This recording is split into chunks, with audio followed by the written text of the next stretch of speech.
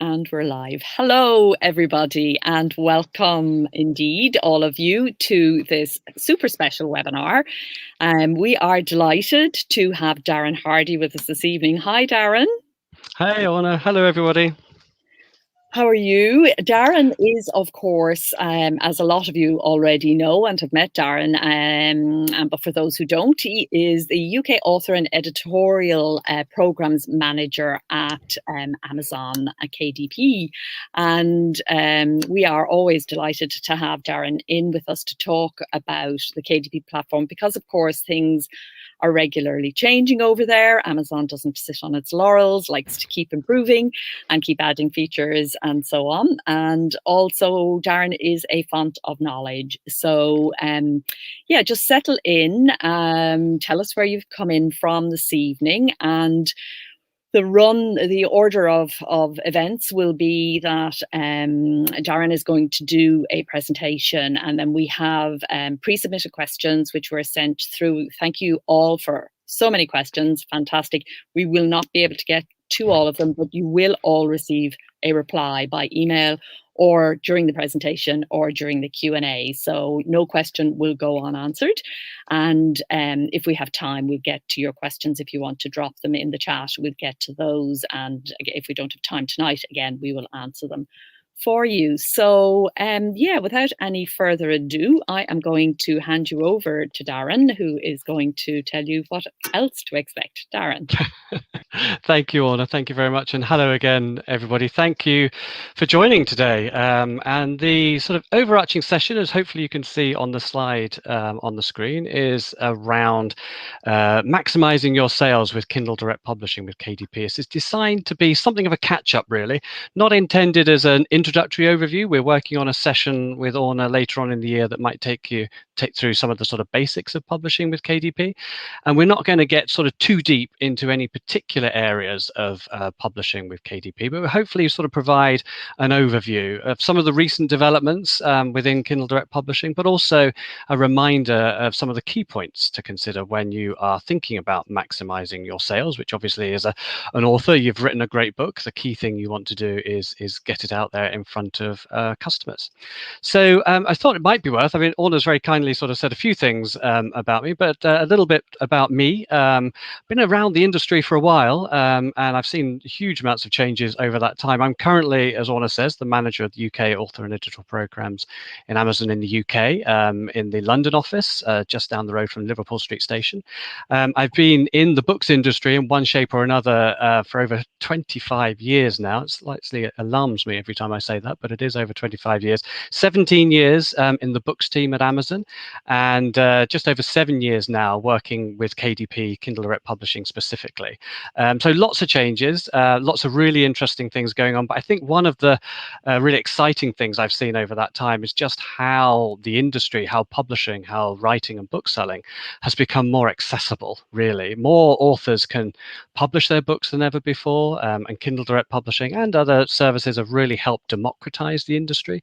And the sort of quality of service, if I can put it that way, to readers is improving all the time. Speed of delivery, the quality of book publishing, and so on. But I think now really is one of the most exciting times to be in the publishing industry. The sort of pace of change, the type of innovations that we're seeing are just really inspiring. And KDP hopefully has a part to play in that. And obviously authors writing great books is the important part of all of that. So it's great to be here. And hopefully, as Orna says, I can shine a light on some key points around publishing with Kindle Direct Publishing, KDP, and highlight some of the things that we know you're interested in hearing about from some of the questions that were submitted.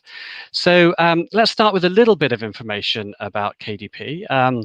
Just a few basics, not going to linger too long on these, as we said, but one thing did you know you can publish in 44 languages through Kindle Direct Publishing, spoken by over 3.5 billion people at our last reckoning, so that's a fairly big audience pool for your books. While the name is Kindle Direct Publishing, you can use your KDP account to publish both Kindle and print books through the same account. Print books are produced through print on demand, which hugely reduces costs associated with print publishing. And really as a sort of doorway, a sort of open door into the publishing world and getting your books out there. With Kindle Direct Publishing, with KDP, there's a few key benefits to highlight. No upfront costs. It's free to get your books enrolled on the program, either on Kindle or in the print version. We try to offer everything, all of the tools and services that we have for free, including tools on cover design, interior files. We'll talk a little bit about that later. And it's fast. You can get your book out there usually within a few days, often much quicker globally, reaching customers where you've activated the rights, of course, around the world. So that's something that I think is really empowering. You can sit in your living room in London and your book can be available in Australia to customers there in just a matter of a few days, which is hugely exciting. All the while doing so, retaining your publishing rights with KDP. The rights for your books remain with you. You can switch it off at any point if you choose to. Publish the book. You maybe get offered a publishing deal. You decide maybe indie publishing isn't the right way for you. You just switch KDP off, remove your books, and that all stops because the rights are yours. And also, very importantly, competitive royalties. So we'd like to think that we're setting a standard in terms of the royalties that authors earn on their sales in print and digital, up to 70% on digital, up to 60% on print. And you find a huge amount of information about that on the KDP account pages. I won't spend a huge amount of time on the publishing process. I'm assuming that many here will be very familiar with it. But as I say, we will have the opportunity to touch on the basics of publishing through KDP in a session later on in this year.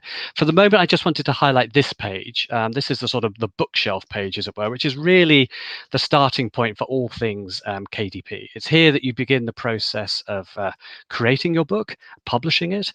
It's also here that you can access a number of tools that will help you both before publication and after as well. And I just wanted to highlight the publishing process in sort of broad level across these three tabs that you can see when you first start publishing a book. We have the Create a New Title page, which we just looked at. You click on that, and then three tabs open up. One showing your book details. These are the same on digital or on print. This screenshot here that you can see is for Kindle. We have three tabs: book details, book content, and book pricing. Sorry, Darren, sorry. Sorry, just to... we have three tabs: book details, book content, and book pricing. Sorry, Darren, sorry. Yeah, just to cut across you, there seems to be a recorded version playing at the same time. Are you hearing that? Yes, I'm hearing that. That's not me. I don't have anything on this. Okay, can we just pause you for a moment? Yes, I'm hearing that. That's not me. I don't have anything on this. Okay, if you just give me 1 second till I see what might be happening. Yes, there's an echo for some reason. Okay. Just bear with us, folks. We will get back in 2 minutes. Just bear with us, folks. We will get back in 2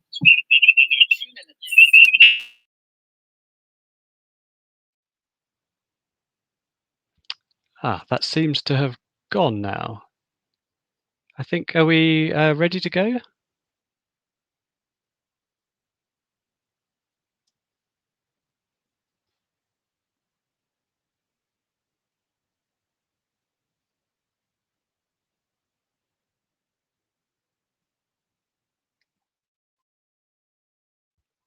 Well, I think we're ready to go, yes, so I will Darren, carry yes. on. You're good to go now. Should be good to go now. I'm not sure what happened there, but interesting. yeah. Yes, Okay. felt like a loop that was going on, but yes, a bit of an echo. So anyway, good to go now. I think it's starting again. Is there a microphone? I know what it is. It's gone. It won't happen again. Okay, no problem at all. It's definitely gone. It was my mistake. I was checking the link for the Facebook group we were asked in the chat, and when I opened it, it began to play behind you. So my apologies, everybody. Maybe just back up a tiny bit, and we'll go again. Thank you that's so fine. much. Sorry about that. No problem. So yes, we were just touching on the three tabs, the three steps in the publishing process through KDP, and I was just talking through each of those in sort of very general detail because we'll talk about those in much more detail later on in the year. So we have a details tab where you'd enter in information about your title, author name, product description, what's commonly known as the metadata, the other information that would be displayed on the product page, on the book page on the Amazon website once it's published. You have the content tab, which is where you actually upload the content of the book, the cover, the file that you're using. When you're publishing a paperback book, it's where you can choose to use things like free ISBNs or the ISBN that you may have purchased yourself. And then we have the pricing tab, which is where you select your royalty structure for your books, marketplaces that you want to publish in for both ebook and paperback, and also on the ebook side where you could choose to enroll your book if you wanted to into KDP Select, or your paperback into expanded distribution. We'll talk a little bit about those later on. One of the other really interesting things is, as I say, with the idea that you can publish both print and digital through KDP, is once you've set up one book, you can then use that as the foundation on which to set up the other format. And what happens, you can see here with this test shot, we've set up a test paperback title. We can then use that as a foundation to set up the Kindle ebook. And a lot of the time-saving steps happen with the sort of copying over of some of the basic metadata, for example. So you don't have to keep typing in title and author with the different formats. And it helps us also match the details together so that when the books are published, they're linked on the website. And this is really important when it comes to maximizing your sales, because you want to give your readers the most choices that they possibly can have when they find your book. And so knowing that there's a different format, they may prefer Kindle, they may prefer paperbacks. You can the customer can find either from the product page when they're linked like this. So it's well worth having a look to make sure that your customer experience, as we would call it on the Amazon website, is as strong as possible. When they find your book, they have as many choices in the ways that they choose to buy it. And there have been a number of things that we've been doing recently. We've been working on to try and expand the range of options that are available and the services that are available. Some recent highlights, I've just called out a few here. Back in February, we launched expanded distribution in the UK. It's been available in the US for some time. And this option enables KDP authors around the world, you don't have to be based in those particular marketplaces, but to make their books available to bookshops, other online retailers, libraries, academic institutions. In this case, we extended that into the UK. And if you enroll your paperback books into expanded distribution, we make those books available to distributors so that booksellers, libraries, and so on can find the books and then ordering them. Obviously, it doesn't guarantee that that will happen. It's still up to the distributors as to whether they'll make those books listed on their services. And then obviously down to the particular retailer if they choose to make the purchases, if they want to bring their books in. But it's a really exciting way of expanding your opportunities to sell your books. So it's well worth having a look at the expanded distribution page, which is on the marketing and distribution help pages of your KDP account. We will be sharing links to all of these pages with Orna to then send out to the membership following the session. So don't worry about having to sort of note all of these things down. But expanded distribution, making your books available to other retailers in the UK, is a great way of maximizing your sales of your titles. In May, we launched a print-on-demand facility in Australia, which we're really excited to get off the ground. This means that the delivery of print books through KDP is that much quicker to authors and readers in Australia. They'll actually be printed in Australia and then available on all of the standard shipping options and fast shipping options that we have for customers there. So, for example, customers ordering a KDP title in Australia can get it shipped on their free Prime 2-day delivery service, which really sort of encourages the sale, quick delivery, seamless buying experience on the website in Australia is a great benefit. So if you have any potential sales in Australia, it's well worth having a look at getting your printed books listed there. And in June, very recently, we launched a new color printing option within our print on demand services. It's a new low-cost standard color printing option, which now exists alongside our premium option. Standard color paperbacks are printed on slightly lighter paper, same as our black and white paperbacks, actually, using inkjet printers, which is slightly more efficient than the toner-based printers that we use for our premium color paperbacks. Standard color printing is really ideal for books with high page counts, where maybe there are fewer images, some images, but the balance between cost and quality is needed. It's not the same as needing a sort of really lavishly illustrated, sort of fully illustrated cookbook, those kind of things, but where maybe there's some illustrations and you might be able to sort of use the standard option first. Premium is really ideal for children's books, cookbooks, where sharpness and clarity is really important. You can find, again, more details about this in the on the website. In the pricing resources help content also will help you understand the differences between these. But standard color really helps bring the cost down. Obviously, each book changes a huge amount in terms of page count and size and so on, but as a general indicator of the cost saving between standard and premium, the per page cost of printing a color print book, say 200 pages paperback in the UK, it drops from about 4.5 in premium to 2.5 on the standard rate. So well worth having a look at if that's one of the areas that you're concerned about in terms of getting your books out there and making them available for customers. So well worth having a think about in terms of how you set your books up. Alongside that, we have a range of tools that are available. Some of these have been around for a little bit of time. Some of them are a little bit newer, but I thought it'd be worthwhile just going over these and giving you sort of reminders on some of the tools that we offer. As you prepare your book for publication, obviously you need to consider how you create the best reading experience for your author. A well-presented book is a really important part of that.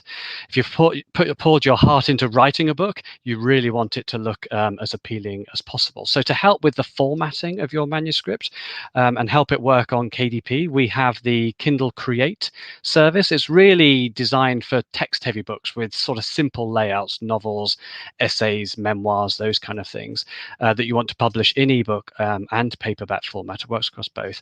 We'll include a link for this tool in the handout that we send out after this session. It's worth bearing in mind that it's a free program. You can download and help format your books. It's not going to work for everything. It's really ideal for those sort of text-heavy books, maybe less helpful where you've got books with tables, footnotes, more complicated layouts, heavily image laden books, or potentially books where you want to play around with things like margins and fonts. It's not so flexible on those kind of areas, but if it works for you, it's a really useful tool to get your formatting of a text-heavy sort of novel or essay book really nicely sorted out to make the best reading experience that you can. You choose the type of book that you're creating. You choose the language of your content. It actually supports 12 languages, I think it is at the moment. You upload your Word file, and then it sort of guides you through a number of themes and designs that will help you format that book in the way that's really going to appeal to your readers. Once you click publish, the software creates one file that you can then upload as both an ebook and a paperback through KDP. So it's a great tool if you need some help in really making sure that that reading experience is as strong as it can be, and then you convert those sort of maybe those new readers who just found you into long-term fans because they've really enjoyed reading the book and really sort of immersed themselves into the book that you've written. Alongside the content of the book, we have a cover creator tool. If you don't have a cover for yourself, it's a tool that you can use to create a cover from some images that we have on file, a whole gallery of stock images that are available. You can customize your cover, use a variety of layouts, font options.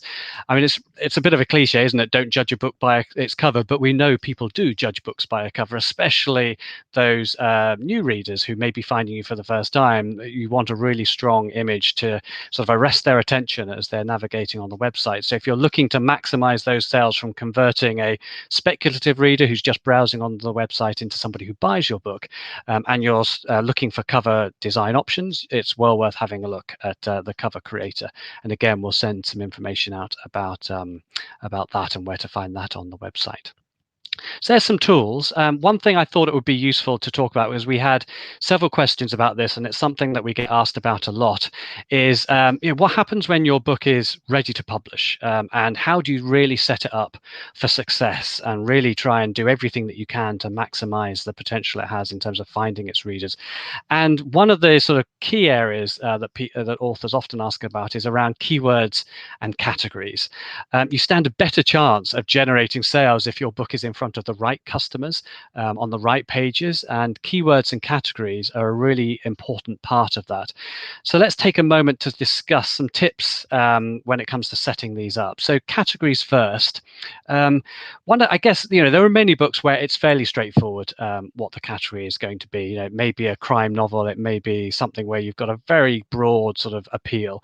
But nowadays, books cross genres so easily, and indie publishing is a classic area where books have been created in lots of different genres. They're no longer confined to what a publishing house or an editor feels should be published in terms of very sort of fixed direction. Actually, you can write the book that you want, and it can cross the genres that you want it to cross. So what happens if you have published a sort of steamy sci-fi romance with aliens involved, but it's how are you going to categorize that? How are customers and readers going to find that book?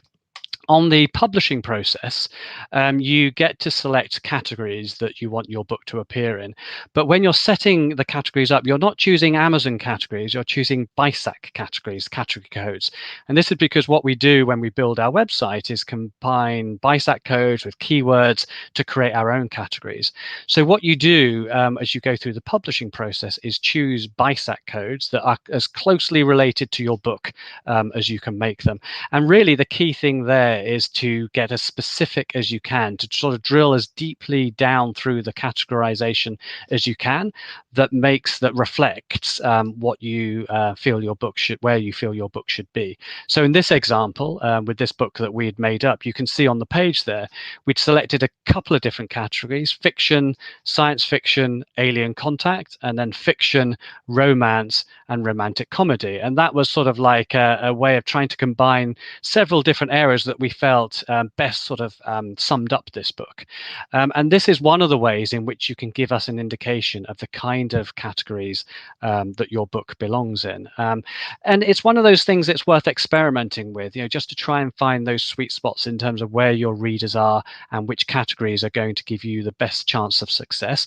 I'd be a little bit careful with experimenting too freely. You don't want to be sort of changing the categories on a sort of too regular a basis, because the book is not going to find a home.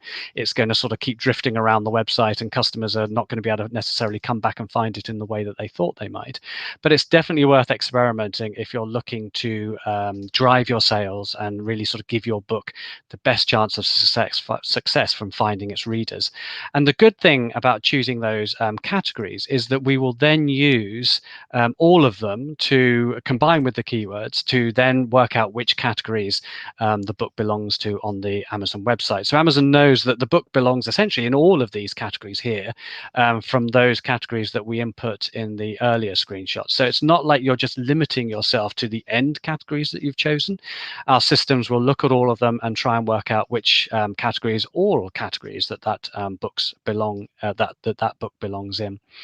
One other area that can help is actually looking at other books, that you feel are maybe similar to yours. So one thing that you can do, and apologies to Orna here, I've used one of her books as an example, is go look on the Amazon website at and some books that you feel are similar to yours. And then on the left-hand side of this page here, you can see, having searched for that book, the categories that book is in will appear.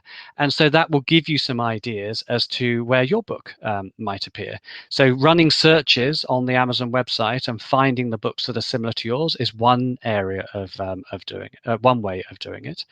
Another way is to look at the Amazon charts and look at what is selling well at the moment and seeing whether some of those categories apply to your book. So you'll see here, this is a product page for a book that's at number 51 in the Kindle store at the moment. And you scroll down the product page and you find the categories that book is in. And so that's another way of getting inspired as to what category your book might do well in. Now, you need to be careful. You need to make sure that it is a fair reflection of your content. There's no point putting your book into kidnapping crime fiction if it has nothing to do with kidnapping or crime fiction. You're only going to alienate the browsers and the readers that sort of are looking through those selections in those areas.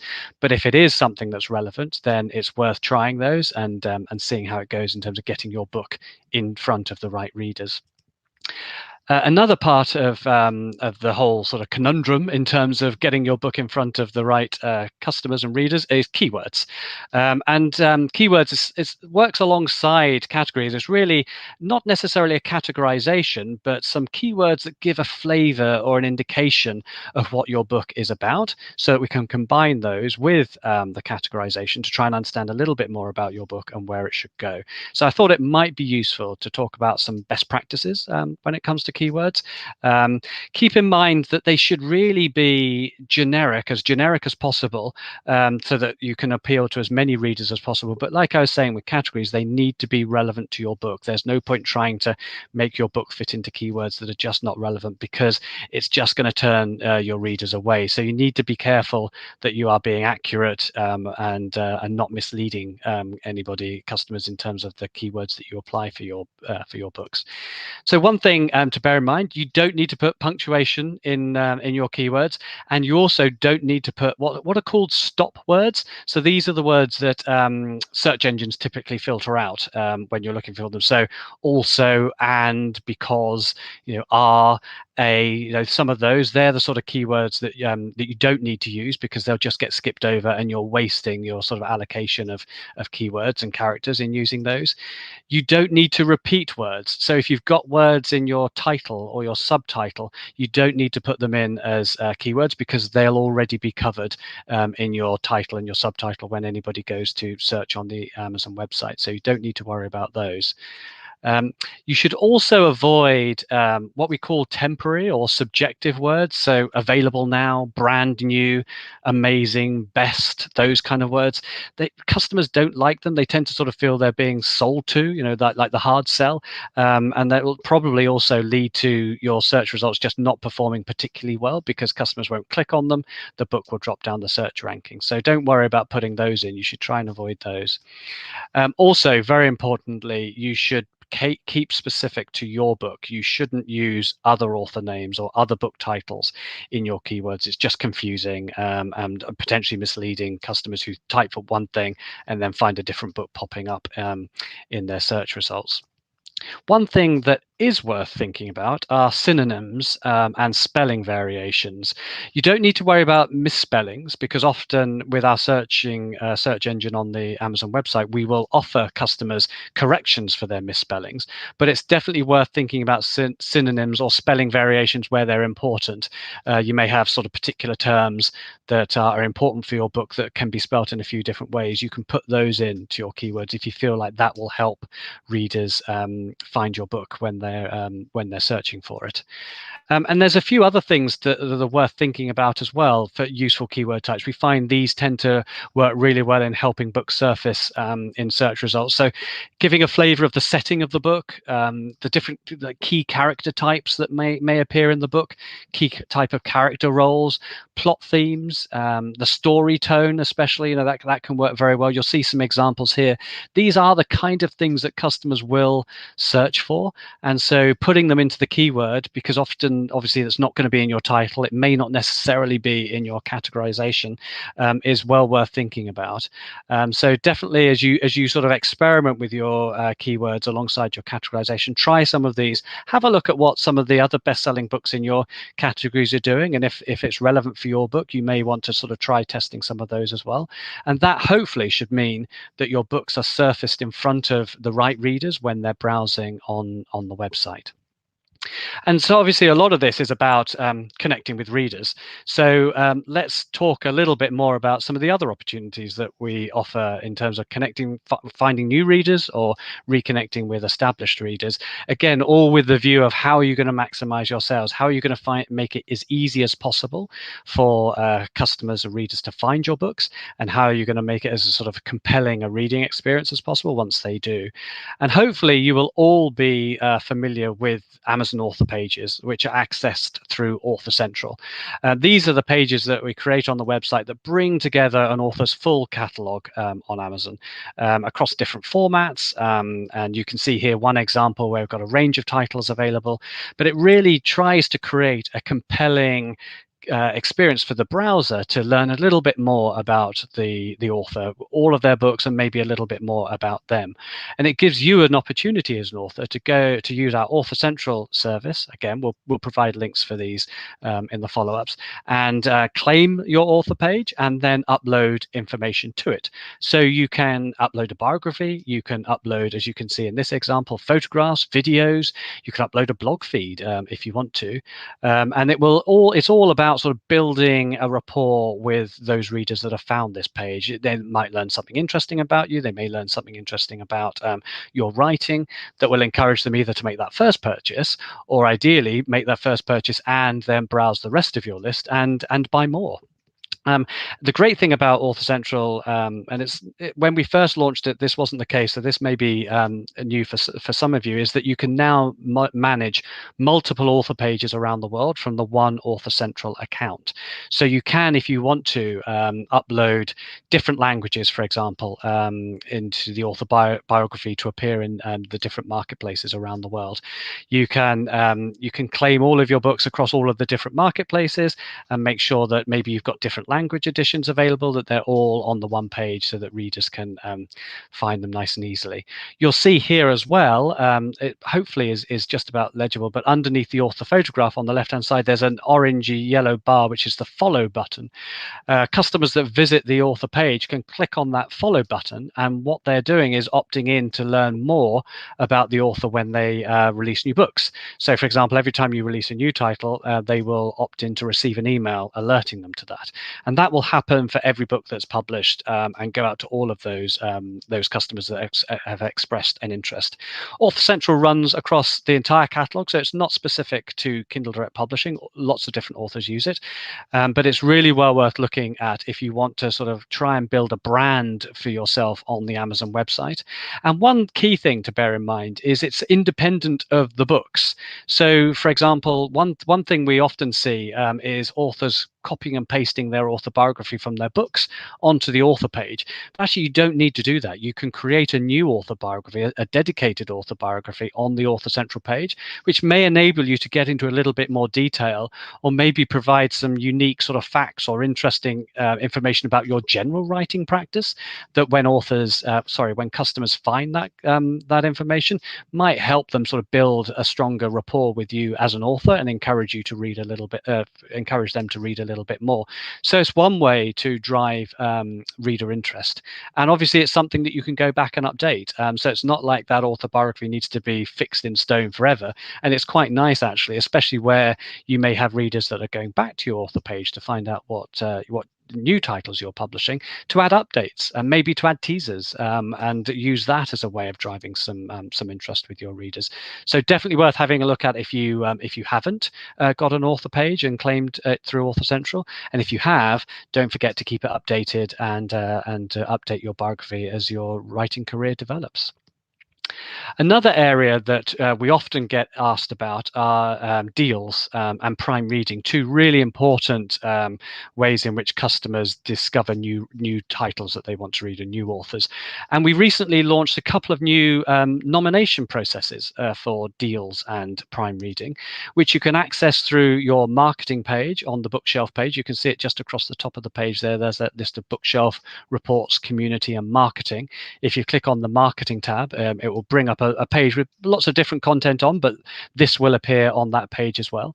And it means that you can nominate your books for Kindle Deals, and it means that you can nominate your books for prime reading. This is alongside the tools that you have available to you anyway. If you opt into KDP Select, for example, you have access to countdown deals and free promotional days. That continues.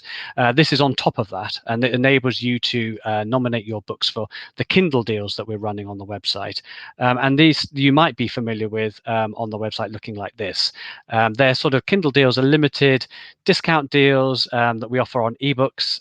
They can run anything from a day up to multiple weeks, and customers, when they land on the page, they'll see the regular price, and they also see the promotional price on the product detail page. The books that are enrolled in Kindle Deals, they may also then get considered for placement on the store, as you can see here. That's something that we do internally as part of our sort of editorial program. But of course, you can nominate those books, get them into the pool that we will consider, and then if they're selected, we'll get back to you to let you know they've been selected. You continue to earn royalties on the discounted price that we're offering, subject to obviously the royalty plans that you've selected for your book. And the sort of eligibility criteria are fairly straightforward. Obviously, a book needs to be available in ebook for a start to be on the Kindle daily deal or the Kindle monthly deals and weekly deals. It needs to be available for purchase. It needs to be set live, and the primary language needs to match the marketplace that we're running the deal in. So, in the UK, our deals are focused on English language, and we do have some rules around adult content, which I think are probably fairly obvious in terms of making sure that the content we're surfacing through our deals are not too explicit. And then Prime Reading, which is the other side of the nomination process. Prime Reading is an optional promotional program that you can put your titles forward for. Prime Reading, as I'm sure you know, is part of the Prime membership program that Amazon runs, and it gives members access to a select number of titles that they can read for free as part of their Prime membership. We refresh that selection regularly. It includes books, magazines, comics, and some other things. The customer gets to read those as part of their Prime membership, and we offer the participating authors a bonus on that inclusion.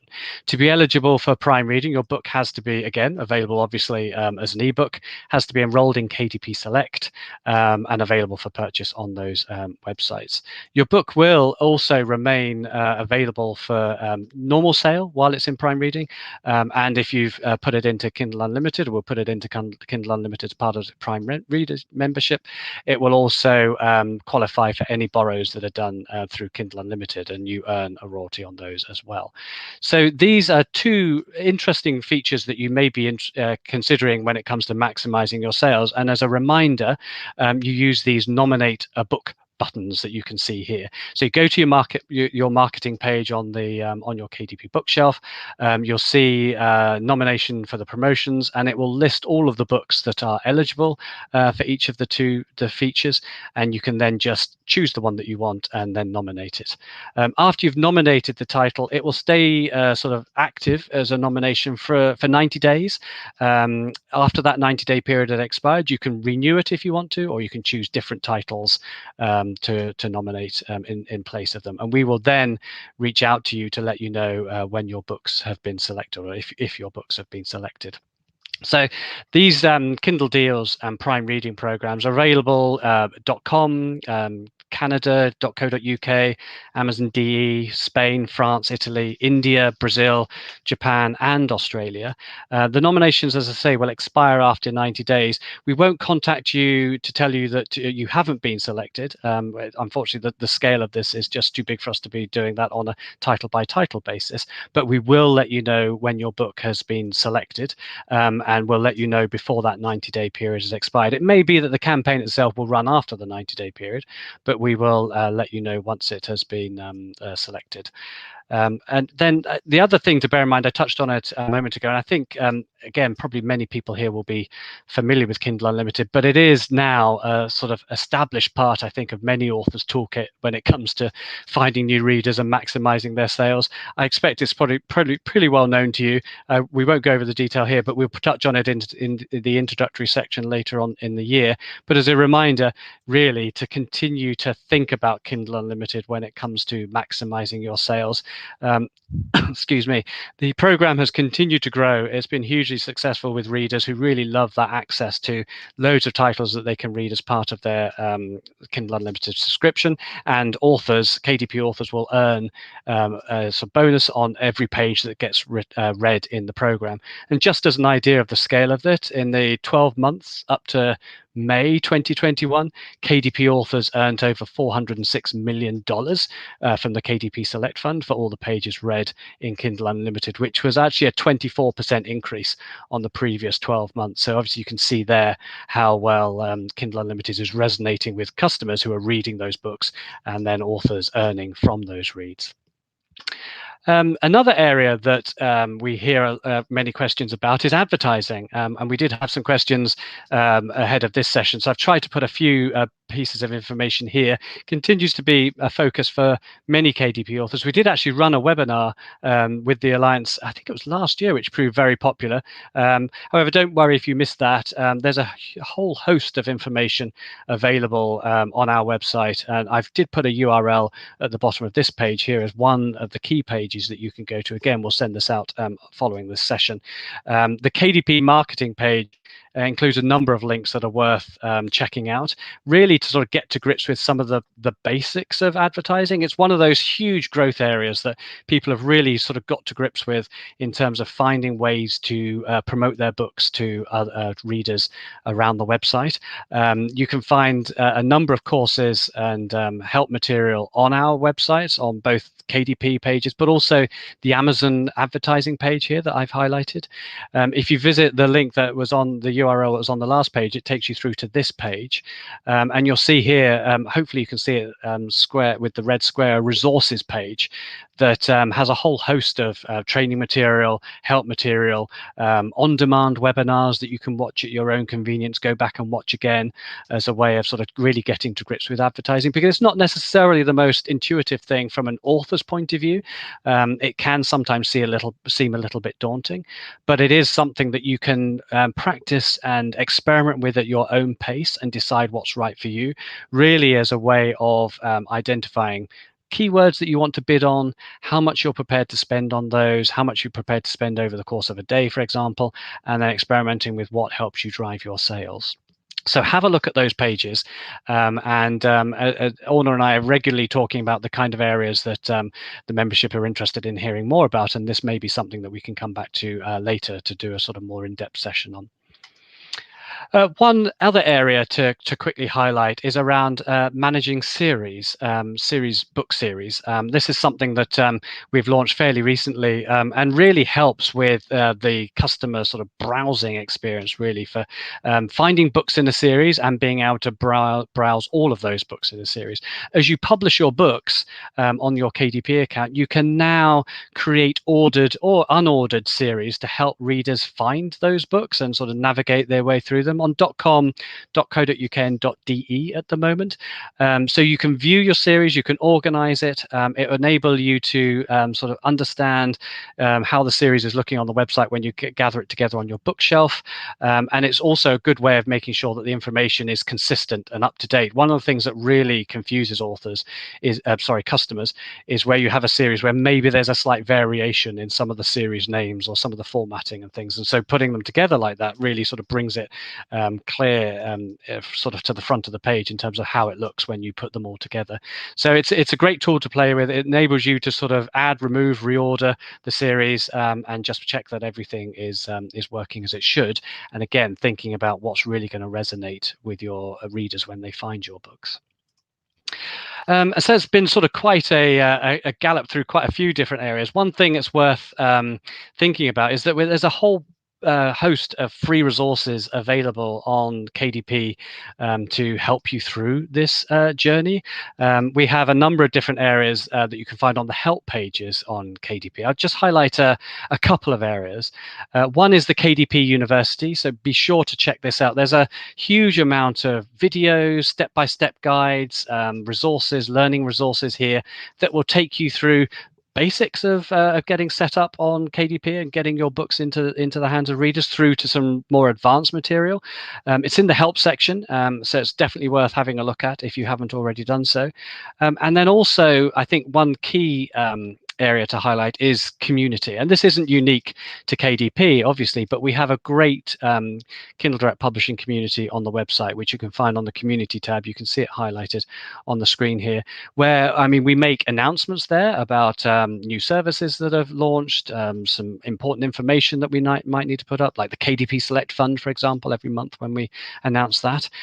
You'll see there, you can just see on the right-hand side there, the recent announcements column where those announcements appear. But there's also loads of sort of areas where other authors are discussing questions that they may have. It's a great way of checking in as to maybe if you've got a question, seeing if the community's already answered that question, whether there's anybody out there who can help share best practice. And I found that the indie community is really generous with its support. I've been amazed when we go to book fairs, in the days where we went to book fairs or where we meet in sort of smaller groups, just how generous people are with sharing information, what's worked for them, what hasn't worked for them. And I think chances are, if you've run into a question, that going to the community and finding the answer, or asking the question and getting the answer, is a great way to get help and find somebody who can sort of help you, probably talking from direct personal experience. So that's been a bit of a canter through a whole load of areas. I hope that's been useful. That's sort of where I've got to. So at this point, I will hand over to Orna. But just before I do so, just as a reminder, we will send out a host of links to all of the pages that we've referenced here. You might want to go back and have a look at these at your own pace and really learn. I'm conscious it was a bit of a whistle-stop tour, but hopefully it's given you a flavour of some of the things that are going on in KDP and some of the options, new options and established options that you have in maximising your sales. So with that, thank you very much, and I will hand back to Orna.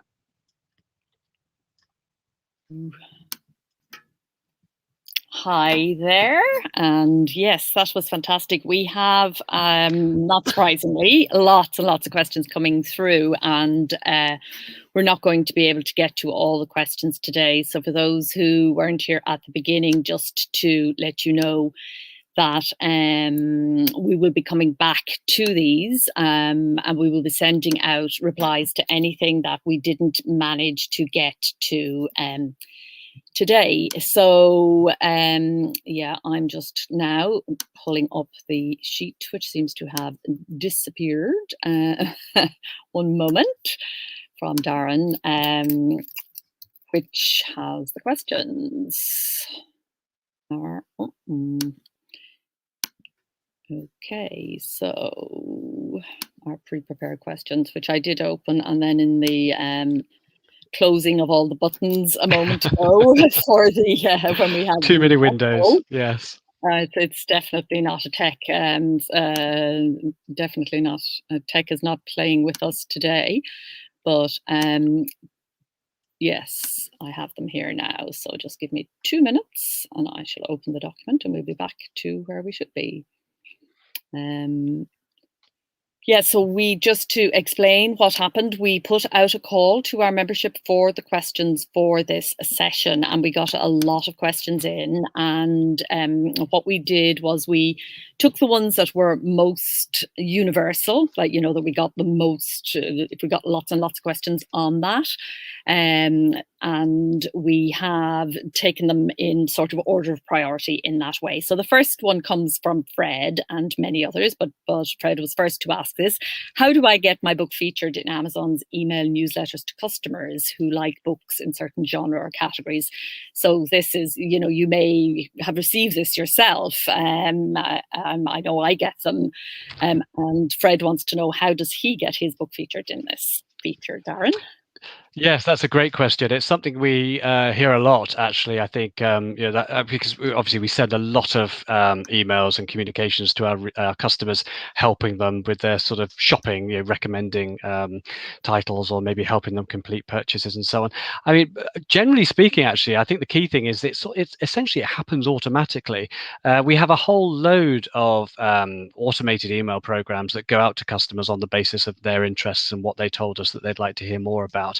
I think the key thing from an author perspective is making sure that your books are set up correctly, and the metadata is complete, a little bit like we were talking about earlier with the categories and the keywords, because it enables us to understand what the book is, and where it would sort of map to, as it were, in terms of customer interest. So if we're looking for books that will apply in a particular category because we've seen a customer browsing that category, and you've got the metadata that helps us identify your book as belonging to that category, then it will be pulled in automatically. Obviously, we have a whole load of books in the catalogue that may be eligible for a particular category mailing, so there'll be a certain amount of prioritization according to sales and customer reviews and customer interest and so on. But I think as an author, if your book is identified correctly, then as our automated systems trawl the catalogue looking for things that customers will be interested in, you stand the best chance of being included in those. And of course, remember, it's not that the emails are just about the big sellers. It's not just about sending out the best sellers in a newsletter or in an email, because we're also sending emails across a whole host of categories and subgenres according to the customer's interest. So if a customer regularly browses quite a sort of niche genre that may not necessarily have the best-selling books in it, but it's a genre that they shop quite regularly, and your book is in that genre, then you stand just as good a chance as a best-selling book in that category of getting into those emails. So making sure that they are set up correctly is a key part of sort of giving your books the best chance of success. The other area I think as well is, as we talked about earlier, is around the author pages. For that author follows feature, if you've claimed your author page and you have a really attractive author page that encourages customers to browse and click on that follow button, then those customers will continue to receive emails about your books when they're published, or when they're sort of becoming new releases and so on. So setting that up will open that door, as it were, to those emails being available for any customers that click on the follow button. So well worth having a look at that as well. One of the things, just a little follow-on question from that, one of the things that is often recommended is that when you're setting up your categories, that you go for a mix of the big categories and very sub-niche categories, for that reason, that you're more likely to show up. So yeah, you're nodding. Yes, that is. Yeah, that I is think good advice. it's.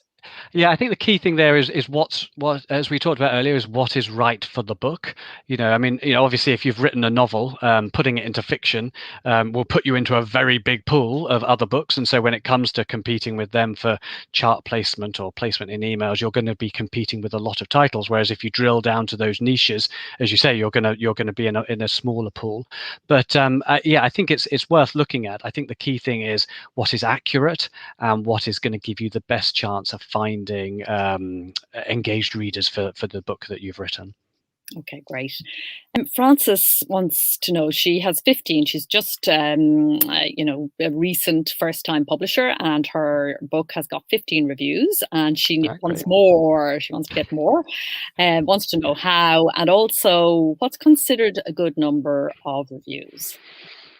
Interesting. Yes. So customer reviews, I mean, we talk about them a lot, don't we? I mean, they're a huge part of shopping online, a really important part of browsing and buying for many customers. I mean, I use reviews myself a lot when it comes to sort of making buying decisions. And there's no doubt that the more good quality reviews that a book has, the more information that they give other customers, other browsers, the more points of view a customer may have when they're deciding whether to buy a book or not, the better chance you have of succeeding. I mean, it's not always the case that everybody agrees with the reviews that they read. They'll have their own view as a consumer when they read reviews as to whether that review resonates with them, but at least it gives more information. And it's common, I think, for many authors to encourage their readers to post reviews on websites, not just Amazon, on other websites when they've finished a book. And this is good practice. The key thing to remember is that authors and customers reviewing books need to abide by our community guidelines when doing doing so. And this is something that comes up a lot. I know that authors are concerned about, what's acceptable practice and what isn't. Again, we can send the link out to this. There's plenty of information on the website about our community guidelines. But for example, you should never offer a financial reward or inducement for reviews, nor should you try and influence the review in terms of what the reader is going to say. So, for example, telling customers to only leave good reviews, for example, is not really fair. If a reader wants to leave a review to say they didn't like the book, then they should be free to do so. And it should be a fair and honest sort of assessment of the book that they've read. So there are a few things to consider, but it's definitely worth encouraging your readers to leave reviews if once they've read your book. There isn't really a good number of reviews as such. It sort of depends on many different factors. I mean, every review is valuable, both in terms of feedback for the author. I mean, it's great to hear from your readers directly as to what they liked, what they didn't like, and so on. But also as an opinion for customers to consider when they're deciding to buy. So that there isn't really a sort of a magic number in terms of the number of reviews. I think as an author, I would value each one of them and encourage your readers to leave reviews. I think that that's both sort of good practice when it comes to reviews on your website. And well done. I mean, 15 reviews is great. So hopefully that's continuing to grow and you're getting lots of great feedback from your readers. Great. The more the merrier. Okay. And Maxine brought up Amazon Prime Day. She said it's just over, but is there anything authors should be aware of for Prime Day next time? She wants to make sure she makes the most of it. Yeah, that's a really interesting question. Well, obviously, Amazon, there's all sorts of campaigns running across the website across the course of the year. Obviously, Prime Day is a huge event, and it seems to get bigger and bigger every year. It's worth bearing in mind all the events that run on the website, even if they're not directly relevant to your particular book, because it's all about sort of traffic. It's all about any event that we run on the website will bring more customers to the website. And so it's an opportunity as an author for you to find new readers and sort of benefit from that increase of attention on the website and people shopping deals and things. So it's worth thinking about the opportunities that might create for your book. I mean, it's going to vary from case to case and depending on the book that you have and how you feel it's going to sort of overlap with what might be going on to the website. But for example, if you're in KDP Select, you might want to run like a countdown deal that coincides with an event like Prime Day or a free promo day, for example. And you might then do your own awareness driving campaign, maybe through social media, that says, well, these things are going on. Here's what I'm doing to give new readers a little bit of a deal. So it's definitely worth thinking about that. And I think it's worth, as you plan your marketing plan, to bear in mind what's going on in retail generally, or even the world at large. I mean, not just with, say, something like Prime Day, but what other events are happening. Does that mean that you are going to get more attention, that potentially you might find more readers?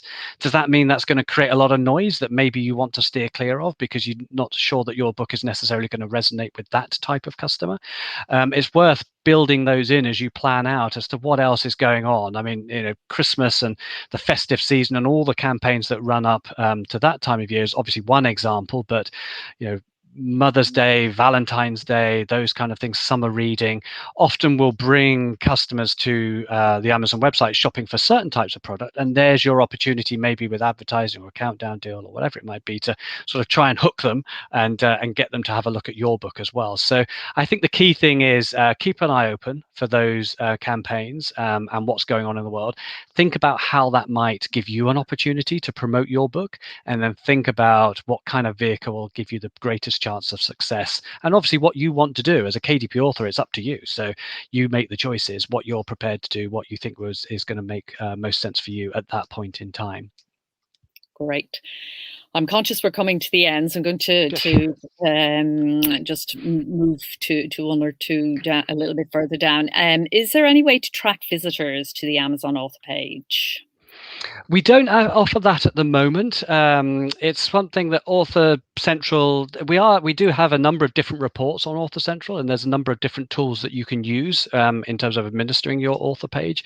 We don't have that as a service at this point, but I mean, it's a useful question, actually. It's something I can take away and sort of think about. But I think Author Central does have a number of different things that it does offer authors in terms of helping them understand what's working. You can have a look at what like we talked about earlier, actually, what your books look like, how visually appealing they are, whether there's something you can do to maybe add some information to the biography, or maybe a sort of blog update or something like that. But that particular data point we don't have at this point. Okay, and Jodie has a particular question about the Authors Central. Does what she feels, she's in the UK, does what she fills out for her country in the UK carry over onto the others? Does she have to do a different one for each?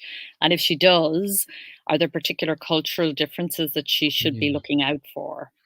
Yeah, that's an interesting point. Yes, I mean, as we talked about earlier, you could administer all of your author pages across all the different marketplaces where we have that service from the one account, and you do have the option of uploading different biographies in different languages if you want to. I mean, how you write the biography is up to you. I mean, it's one of the great things about having the control of this is, you need to decide what you want to talk about when it comes to your biography, how much you want to share. You might want to think about what they might be interested to know, what's going to maybe hook them into wanting to read your books. This can change over time as well. So hopefully as your writing career develops and you've got more books, you might want to talk a little bit more about sort of different aspects of your publishing journey. But if you do sell books in multiple marketplaces and in different languages, you can add the biographies in multiple languages. You have to do the translation and things off the website. Unfortunately, we don't have a way of offering a sort of translation service there, but you can then say, for example, upload a biography in French, and then where that matches the primary language of the marketplace, obviously Amazon.fr, for example, will surface that. We'll also look at the preferred language of the customer. So in some marketplaces, for example, .com, a lot of Spanish language customers, readers shop on .com, and if they're shopping on .com with Spanish as their preferred language and you have a Spanish biography, we will surface that Spanish biography to them so that they can read it in their preferred language. If you don't have anything there, we'll show the English biography as a sort of like a default. So you have the option, definitely. In terms of sort of cultural differences, I think that's really down to you and the book and the sort of the information you're trying to convey. I think it's nice to be able to, if you're writing in different languages, to be able to convey a sort of knowledge of the language and comfort with that language. But obviously that assumes that you have that knowledge and comfort. So I think as an author, decide what's right for you and your profile, but you can definitely do it. Okay, so we are out of time, folks, unfortunately. We have, as I said, lots more questions. I do want to just ask you, Darren, to talk to people a little bit about the support desk, because when people have some of the questions that we had there and that we didn't get to were very specific about particular situations that the authors have. So maybe just a word or two about support desk and how to best manage that.